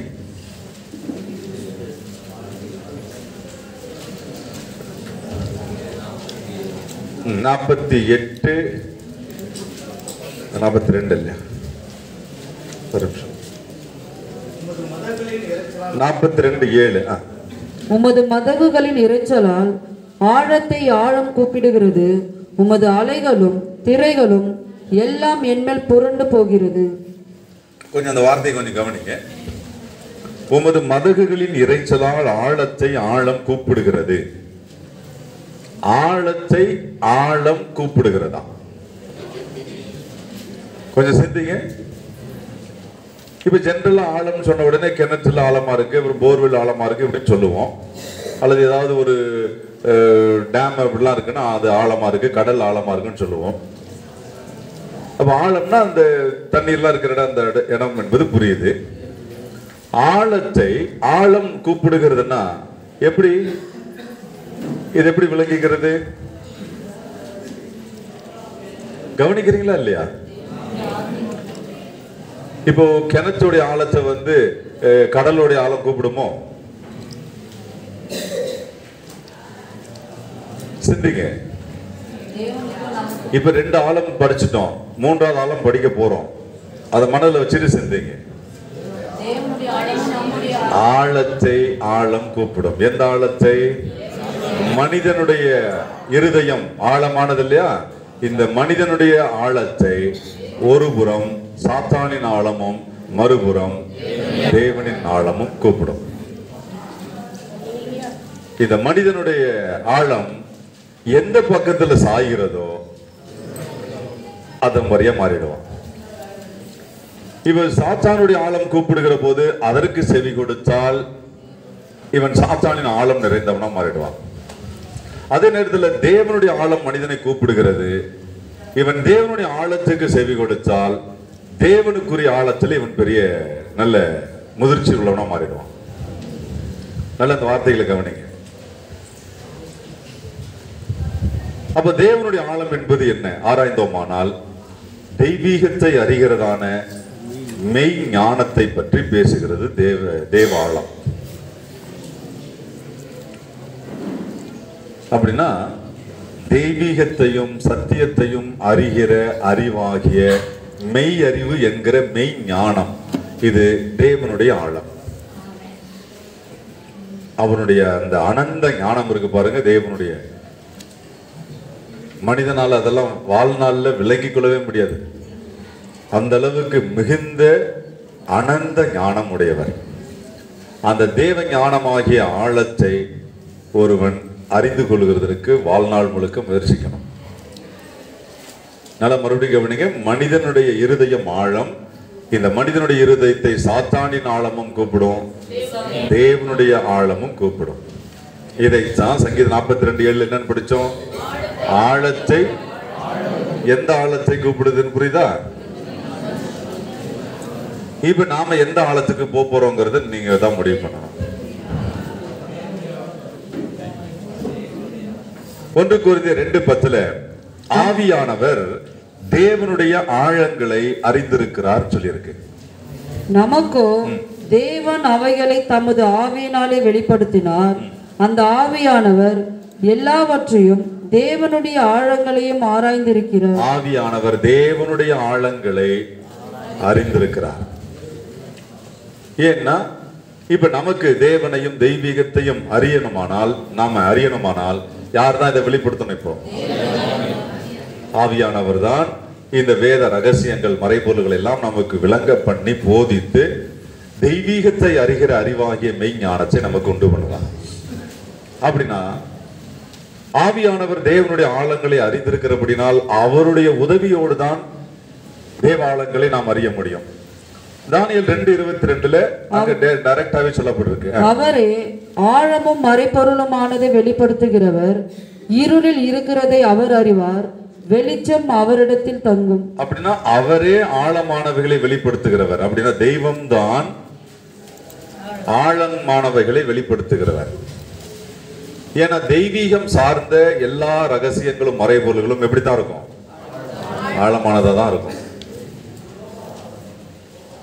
இந்த பாட்டெல்லாம் கூட பாடுவாங்கல்ல, அப்புறம் நீச்சல் ஆழத்துக்கு இதெல்லாம் பார்த்தீங்கன்னா கணுக்கால் இல்லை, முழங்கால் இல்லை, எதுல நீச்சல் ஆழத்துக்கு போனோம்? தெய்வீகத்தை அறிகிற, சத்தியத்தை அறிகிற மெய் அறிவாகிய மெய் ஞானத்துல கடலும் ஆழத்துக்கு போக வேண்டியது இருக்கு. இந்த மனுஷ ஆழத்தை தேவ ஆழம் எப்பொழுதுமே கூப்பிடும். விளங்குதா? இதற்கு ஆவியானவர் தான் இதை என்ன பண்ணுவார்? நமக்கு விளங்க பண்ணுவார். ஏன்னா தேவனுடைய ஆழத்தை அறிந்தவர் அவர்தான். ஏன்னா அவர் திரியேகத்துவத்தில் ஒருவர். அதனால தெய்வீகத்தை அவர் தான் நமக்கு விளங்க பண்ணி ஆகணும். ஆகவேதான் சங்கீதம் 107:14 ஆழத்திலே அவருடைய அதிசயங்களை காண்கிறோம் என்று சொல்லப்பட்டிருக்கு. ஆழத்திலே அவருடைய அதிசயங்களை காண்கிறோம். வாசிங்க பார்ப்போம். அவர்கள் கர்த்தருடைய கிரியைகளையும் ஆழத்திலே அவருடைய அதிசயங்களையும் காண்கிறார்கள். எந்த ஆழத்துல போய் கர்த்தருடைய அதிசயங்களை பார்க்க முடியும்? கிணத்துல இறங்கி பார்த்தா தெரியுமா? அல்லது கடல்ல ஆழத்துல இறங்கி பார்த்தா தெரியுமா? ஆழத்திலே அவருடைய அதிசயங்களை காண்கிறோம் என்று சொல்லியிருக்க. எந்த ஆழம்? தேவ ஞானமாகிய ஆழம். தேவனுடைய ஞானம், ஞானம், அறிவு, இவைகள் எல்லாம் அந்த ஐஸ்வர்யம் இதனுடைய ஆழம் பெரியதுன்னு சொல்லப்பட்டிருக்கு. ரோமர்ல அது வாசிச்சிருங்க. ரோமர் 8ஆம் அதிகாரம் 11. ஓகே.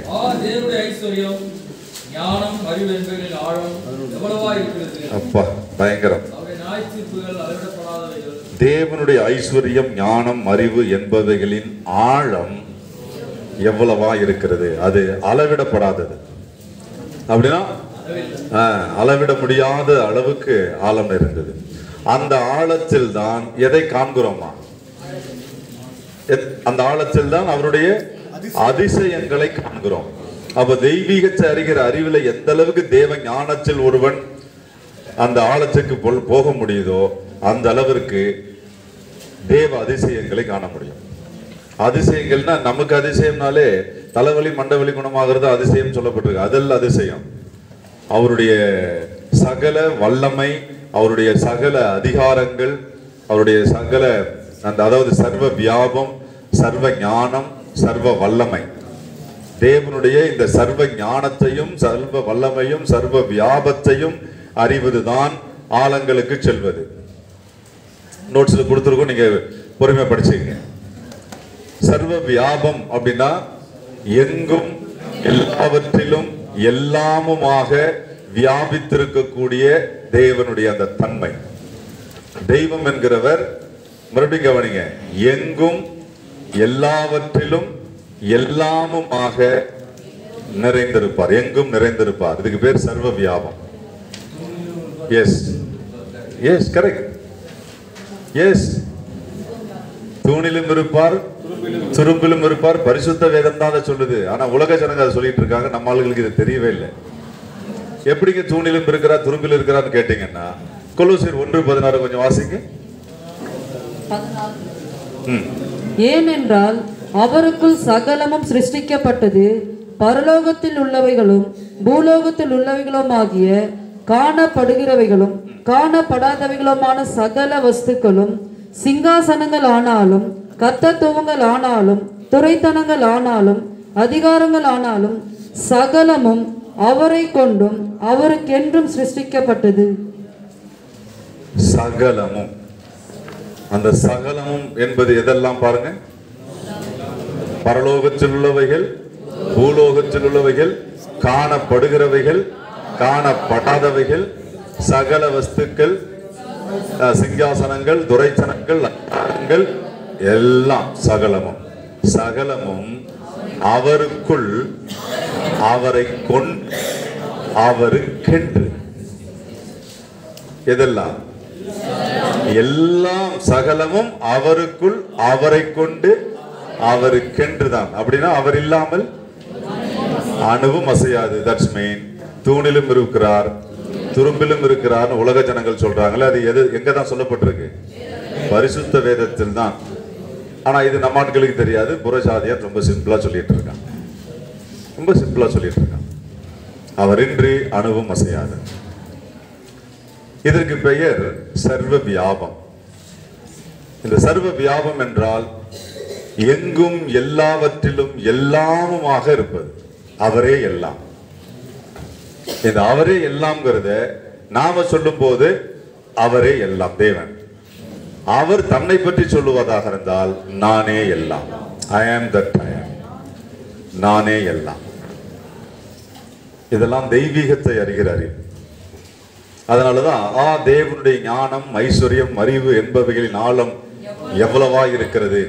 ஆழத்திலே நாங்கள் அதிசயங்களை காண்கிறோம். தேவனுடைய மகத்துவங்களையும் அவருடைய ஆழங்களை தேவ ஆழங்களுக்கு சென்றாதான் தேவ மகத்துவங்களை விளங்க முடியும். சர்வ ஞானம் வேதம் சொல்லுது. தேவன் சர்வ ஞானம் பொருந்தியவர். அவருடைய ஞானம் அளவிடப்படாதவை. ஞானத்தினாலே வானங்களை விரித்தார். தம்முடைய பேர் அறிவினால் வானங்கள் எல்லாம் விரித்ததாக சொல்லப்பட்டிருக்கு. தம்முடைய ஞானத்தினாலே வானங்களுக்கு அஸ்திவாரம் இடுகிறார். வானங்களுக்கு தூண்களை நியமிக்கிறார். பூமிக்கு அஸ்திவாரம் இடுகிறார். இதெல்லாம் தம்முடைய அனந்த ஞானத்தினால் செய்து முடித்ததாக சொல்லப்பட்டிருக்கு. கோடிக்கணக்கான நட்சத்திர கூட்டங்கள் எல்லாம் ஏற்படுத்தி அவைகள் எல்லாம் பெயரிட்டு அழைக்கிறார். கோடிக்கணக்கான நட்சத்திர கூட்டங்கள் மட்டுமல்ல, பூமியில் வாழ்ந்து கொண்டிருக்கிற கோடிக்கணக்கான ஜனக்கூட்டத்தினுடைய பெயரும் யாருக்கு தெரியும்? அது மட்டுமல்ல, உலக தோட்டத்துக்கு முன்னமே தெரியும். அப்ப அவருடைய சர்வ அனந்த ஞானம் எவ்வளவு பெரியது பாருங்க. இதெல்லாம் என்ன சாதாரணமானதா? அதனாலதான் நாங்கள் ஆழத்திலே அதிசயங்களை காண்கிறோம் என்கிறார். இந்த ஆழம் எந்த ஆழத்தை கூப்பிடுது? இப்ப மனுஷ ஆழத்தை தேவாலயம் கூப்பிடும் போது தேவாலயத்துக்கு போகணுமா வேணாமா? முடியாதுன்னு சொன்னா இன்னொரு ஆழம் இருக்கு, அவன் இழுத்து உள்ள போட்டுருவான். எப்பவுமே நல்ல கவனிங்க, 24/7 ஆழத்தை ஆழம் கூப்பிட்டு தான் இருக்கும். விளங்குதா? இப்ப தேவாலயத்தை படிச்சுட்டு இருக்கோம். தேவாலயம் என்பது அவருடைய சர்வ வியாபம், சர்வ ஞானம், அடுத்தது சர்வ வல்லமை. இந்த சர்வ வல்லமை என்பதெல்லாம் வசனங்கள் அங்கே இருக்கு, நீங்க படிச்சுங்க. நமக்கு டைம் ஷார்ட், அதனால வேகமா போகணும். வானம், பூமி, சூரியன், சந்திரன், அக்னி, காற்று, மழை, மனுஷன், மிருக, தாவரம் அத்தனையும் உண்டாக்கி அத்தனையும் தம்முடைய வல்லமையினாலே ஆண்டு நடத்துகிறதான சர்வ வல்லமை. இதான் தேவனுடைய சர்வ வல்லமை.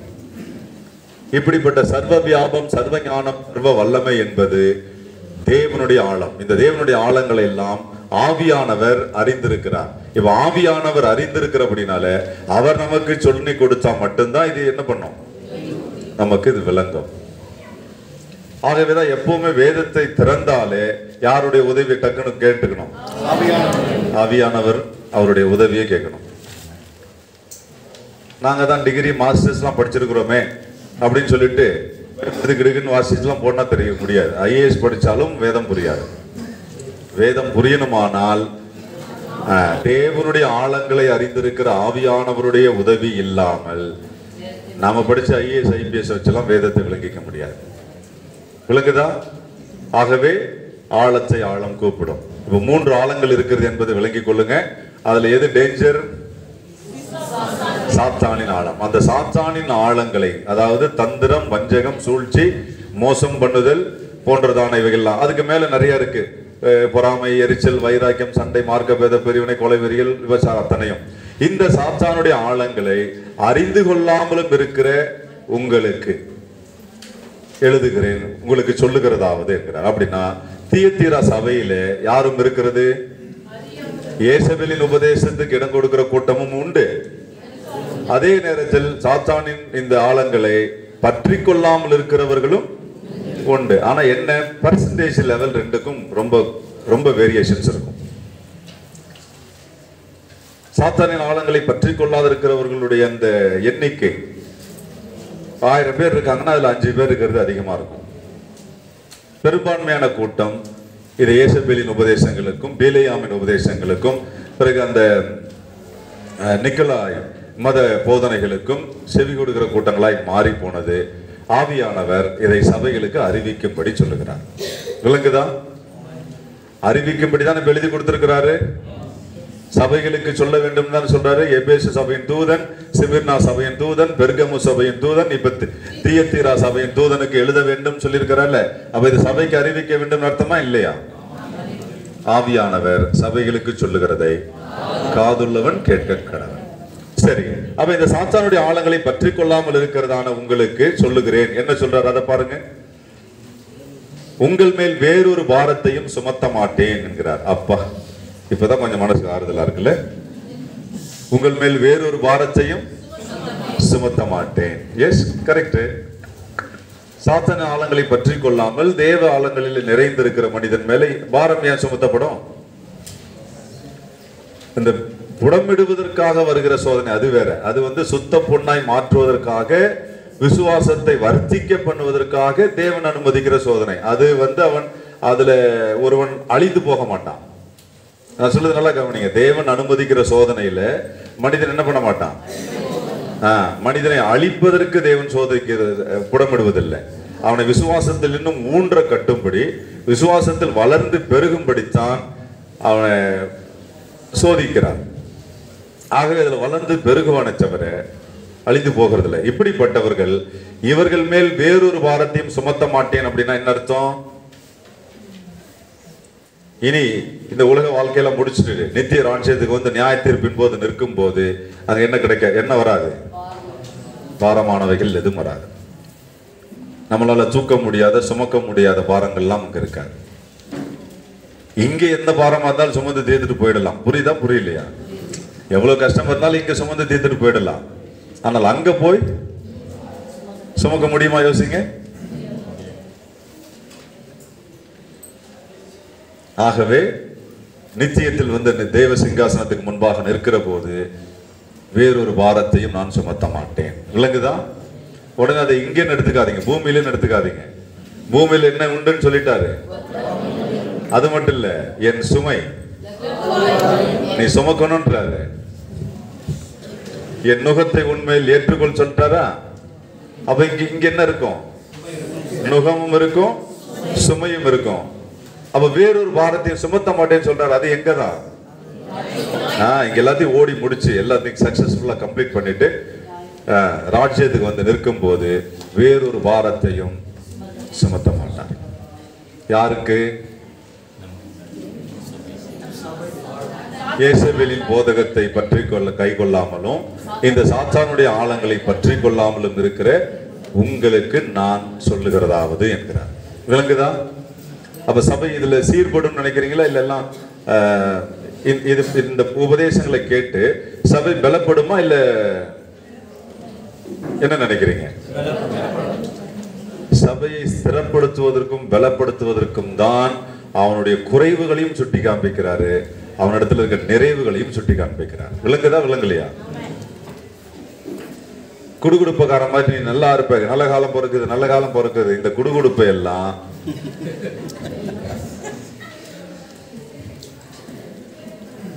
நயா பைசாக்கு பிரயோஜனம் இல்லாதது. நல்லா கூர்ந்து கவனிங்க. சபையினுடைய நிறைவுகளையும் ஆவியானவர் சுட்டி காண்பிக்கிறார், குறைவுகளையும் சுட்டி காண்பிக்கிறார். குறைவுகளை கண்டிக்கிறார், நிறைவுகளை பாராட்டுகிறார். குறைவுகளோடு மனம் திரும்ப எச்சரிக்கை கொடுக்கிறார். மனம் திரும்பினால் நித்திய பலங்கள், நித்திய ஆசீர்வாதங்கள், திரும்பாத பட்சத்தில் தண்டனை. எவ்வளவு கிளாரிட்டி வச்சிருக்கிறார் பாருங்க. பக்கா கிளாரிட்டி. 7 சபைகளில் இதை அறிவிச்சுட்டே வராரு.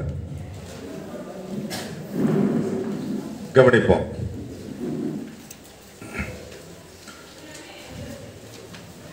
தியத்தீரா சபைக்கான ஆலோசனை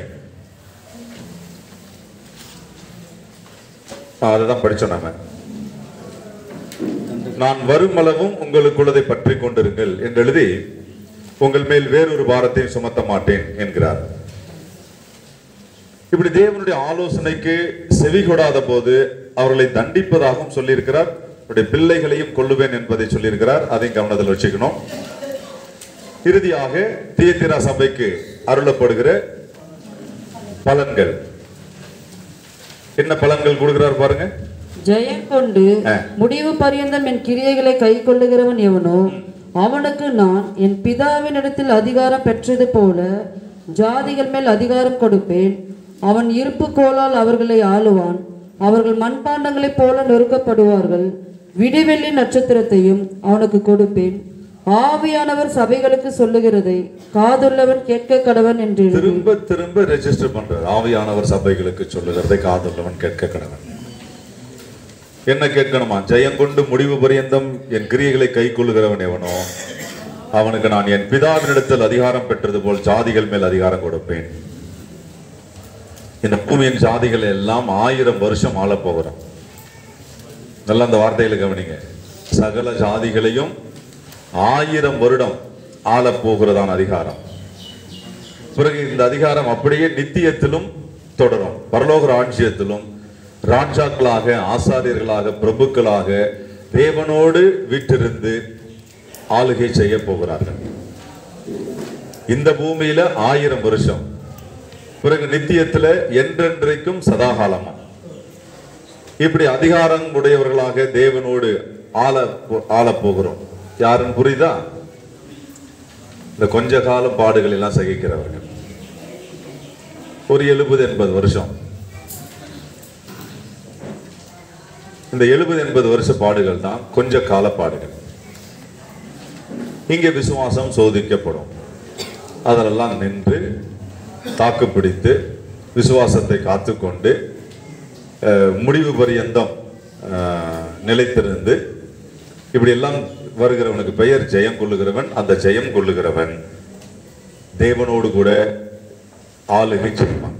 அவனுக்கு விடிவெள்ளி நட்சத்திரத்தையும் கொடுப்பேன் என்கிறார். விடிவெள்ளி நட்சத்திரத்தையும் கொடுப்பேன். அப்படின்னா வானத்துல தொங்கிக்கிட்டு இருக்க நட்சத்திரத்துல ஆளுக்கு ஒண்ணு எடுத்து கையில கொடுத்துருவாருன்னு நினைச்சிடாதீங்க. விடிவெளி நட்சத்திரத்தை கொடுப்பேன் அப்படின்னா என்ன அர்த்தம் என்றால், இந்த ஆளுகை செய்யும்படி அதிகாரம் பெறுகிறோம் பாருங்க, இவர்கள் எல்லாம் நட்சத்திரங்களை போல பிரகாசிக்கிறவர்களாக மாறிடுவாங்க.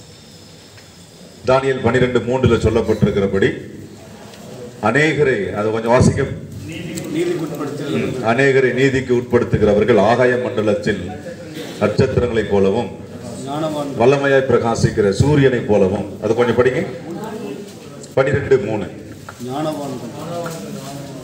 ஞானவான்கள் ஆகாய மண்டலத்தின் ஒளியை போலவும் அநேகரை நீதிக்கு உட்படுத்துகிறவர்கள் நட்சத்திரங்களைப் போலவும் என்றென்றைக்கும் உள்ள சதா காலங்களிலும் பிரகாசிப்பார்கள். இப்படி அநேகரை ஞானவான்கள்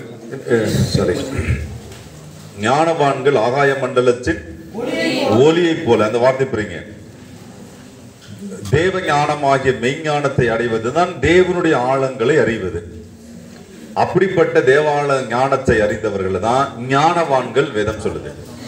இந்த ஞானவான்கள் ஆகாய மண்டலத்தில் ஒளியை போல் இருப்பார்களாம். அநேகரை நீதிக்கு உட்படுத்துகிறவர்கள். இது யாருன்னு புரியுதா? பலருக்கும் சுவிசேஷத்தை அறிவித்து,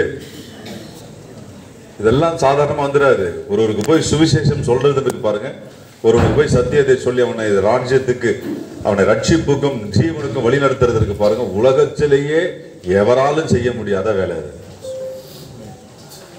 ஆனா ஒருத்தர் போய் சுவிசேஷம் சொல்றது என்னமோ ஏளனமா பார்க்கப்படுது கிறிஸ்தவத்துல. ஒரு வேலை வெட்டியில சும்மா வந்துடுறாங்க பைபிளை தூக்கிட்டு. ஒருவனுக்கு போய் சுவிசேஷத்தை சொல்லி அவனை சத்தியத்தை போதித்து ஜீவனுக்கு வழி நடத்துகிறது போல உலகத்தில் வேலை, இதை விட பெரிய வேலையே உலகத்தில் கிடையாது. ஏன்னா ஒரே ஒரு ஆத்துமாவுடைய விலை இந்த ஒட்டுமொத்த உலகத்தின் மதிப்பை விட அதிகம். அப்ப இது எவ்வளவு பெரிய வேலை? அதுல அநேகரை நீதிக்கு உட்படுத்துகிறவன். இப்ப பல ஊழியர்கள் இருக்கீங்கல்ல, ஒரு 10 ஆத்துமாக்கள் 50 ஆத்துமாக்களை ராஜ்யத்துக்காக ஜீவனுக்காக நீங்க சத்தியத்தை போதித்து வழிநடத்தி ரெடி பண்ணிட்டீங்கன்னா, ஆயத்தப்படுத்திட்டீங்க வருகைக்கு அல்லது ராஜ்யத்துக்கு ஆயத்தப்படுத்திட்டோம்னால், அநேகரை நீதிக்கு உட்படுத்துகிறவர்கள் நட்சத்திரங்களை போல பிரகாசிப்பார்கள். அப்படின்னா ஜெயம் கொள்ளுகிறவனுக்கு விடிவெள்ளி நட்சத்திரத்தை கொடுப்பேன்னு சொன்னார் பாருங்க, நட்சத்திரமாகவே மாத்திருவார். விளங்குதா? விளங்கலையா? இங்கெல்லாம் சூப்பர் ஸ்டார், இந்த ஸ்டார், அந்த ஸ்டார் சொல்லிட்டு தெரிவானுங்க. ஆனா ஒரிஜினல் ஸ்டார் இங்க யாருதான்?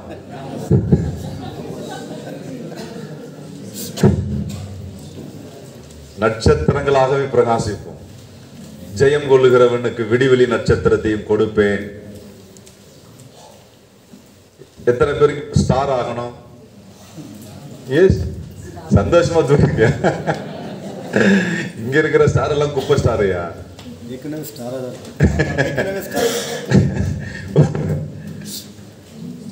அதனால ராஜ்யத்துக்காக வேலை செய்யறதா இருந்தா சந்தோஷமா மனப்பூர்வமா செய்யுங்க. ஒரு 10-50 ஆத்துமாக்களை தேவனுக்காக ராஜ்யத்துக்கு ஆயத்தம் பண்றதுக்கு பாருங்க, அதுக்கு விலை மதிப்பே கிடையாது. அதனாலதான் அவங்களை நட்சத்திரங்களாக மாற்றுகிறார். ஞானவான்கள் ஆகாய மண்டலத்தின் ஒளியை போலவும் அநேகரை நீதிக்கு உட்படுத்துகிறவர்கள் நட்சத்திரங்களைப் போலவும் என்றென்றைக்கும் சதா காலங்களிலும், அப்படின்னா எவர் லாஸ்டிங்,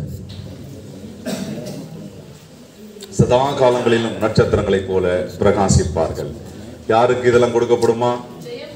ஜெயம் கொள்கிறவனுக்கு. இப்ப சபை தன்னுடைய குறைவுகள் எல்லாம் சீர்திருத்தி தங்களை சத்தியத்தில் ஸ்திரப்படுத்தி நிலை நின்று ஜெயம் பெருமையானால் நட்சத்திரங்களாய் பிரகாசிப்பார்கள். அதற்கு தான் அந்த 7 அக்கினி தீபங்கள் எங்க எரியும்? குத்து விளக்கு, சரி, ஆத்மகரை குத்து விளக்காகிய சபையிலே வார்த்தையாகிய 7 ஆவியாகிய வார்த்தையாகிய அக்கினி இறங்கி சபை நடுவில் இறங்கி சபையில் தீபமாக பிரகாசிக்கணும். விளங்க முடியுதா? ஆகவேதான் 7 ஆவிகளாகிய 7 அக்கினி தீபங்கள் குத்து விளக்கில் எரிந்து கொண்டே இருக்க வேண்டும். குத்து விளக்கு எது? புரிஞ்சிருச்சா? குத்து விளக்கு என்பது சபை. இப்ப இந்த சபைக்கு அந்த குத்து விளக்கின் மத்தியில் உலாவி கொண்டிருக்கிறவர் கையில் என்ன வச்சுட்டு இருக்கிறார்? 7 நட்சத்திரங்கள். அந்த 7 நட்சத்திரமும் 7 சபையின் தூதர்களா? விளங்கிருச்சா? அப்படின்னா தேவனுடைய கரத்தில் நட்சத்திரங்களாய் இருக்க போறது யாருதான்? தேவனுடைய கரத்தில் நட்சத்திரங்களாய் செயல்பட போறது. விளங்குதா? அப்ப சபை என்னதான் பண்ணி ஆகணும் புரிஞ்சிருச்சா? பாருங்க, சபையை எப்பாடுபட்டாயிலும் மோல்டு பண்ணித்தான் ஆகணும். அரைகுறை கேஸுக்கெல்லாம் வரும் போகும், அது ஒன்றும் பண்ண முடியாது. சில அரைகுறை கேஸுக்கு என்ன கேட்டாலும் அசம்பந்தமா வர கூட்டங்கள் இருக்கதான் செய்யும், அதை நம்ம ஒன்றும் செய்ய முடியாது. இப்ப அவங்கள பத்தி நமக்கு பேச்சு இல்லை, யாரை பத்தி தான் பேச்சு? எத்தனை முறை கேட்டாலும் திருந்தாத கூட்டம், அப்புறம் இருந்தேன்னு லாபம். சரி விடுங்க.